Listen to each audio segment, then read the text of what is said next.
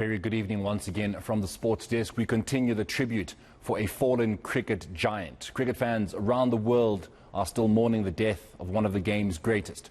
Australia's legend Shane Warne died today, aged 52, from a suspected heart attack. Warne will be remembered for his rare skill of making the ball turn, or simply his excellence as a leg spin bowler. Joining us now for some more reaction via Zoom is former Proteas coach Eric Simons. A very good evening to you, Eric, and thank you so much for joining us.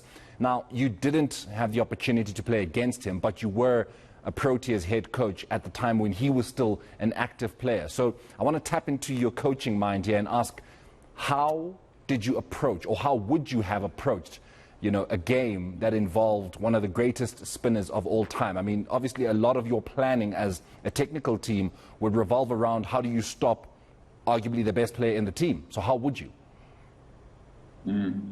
Yeah, no, what a tragedy, what a sad story. I think everyone reacted with shock. I think there was a sense of, is this true, from most of the people I spoke to initially, because he was so much larger than life in some ways, and that's what he was like in the field. I actually did have the privilege of playing against him in a few ODIs. I probably played against him in 6 ODIs.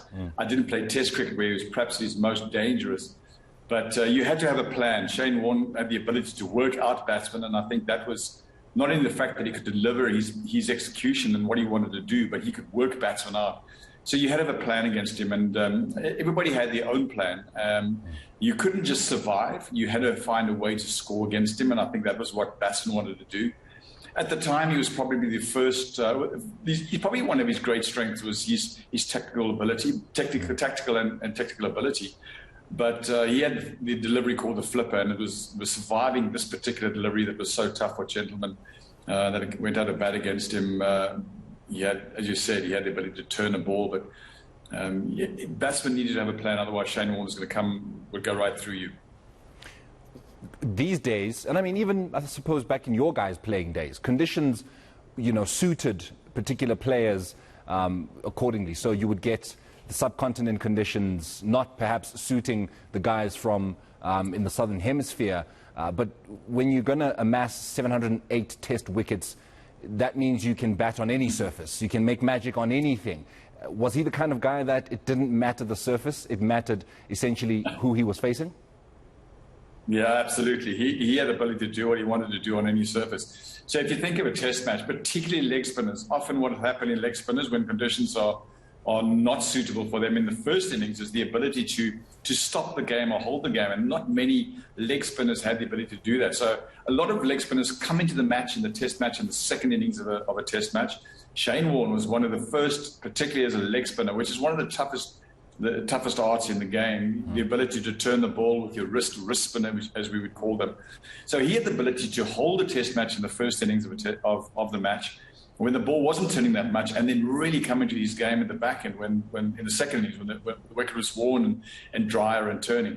But, a country like, for example, Australia yes, it can help spinners, but it's not renowned for it. It's not like he grew up and bowled most of his career in the subcontinent, which is renowned for its spinning wickets. But he was, because of his ability to control the ball, his flight, his drift, his dip on the ball, and the fact that he had this, at the time, was a really tough delivery to face. I said earlier, the flipper, it made him so good. So yes, conditions were important, but he was able to bowl in whatever the conditions were, and of course, so famous for his mind games as well. When if he wasn't getting with his bowling, he was certainly getting with his mind games and his words. Eric, you've coached all around the world, different formats, different players. You've worked with different kinds of coaches, so you understand the game a lot better than most would. Do you think we'll ever see a Shane Warne or anything close?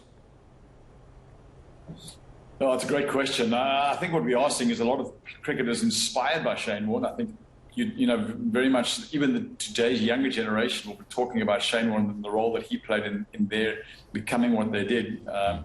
It takes a lot of time and a lot of patience to become a leg spinner, and dedication. And when you do it, it means you want to do it because of your love of it. And Shane Warne certainly inspired. There was something about him. He transcended cricket. He transcended sport. He transcended in many ways, and just the reaction from around the world tells you the stature of the man in the game amongst his peers. So I think we're going to struggle. I think it's going to be a while before we find somebody that not only is as good as he was, but also just a personality larger than life.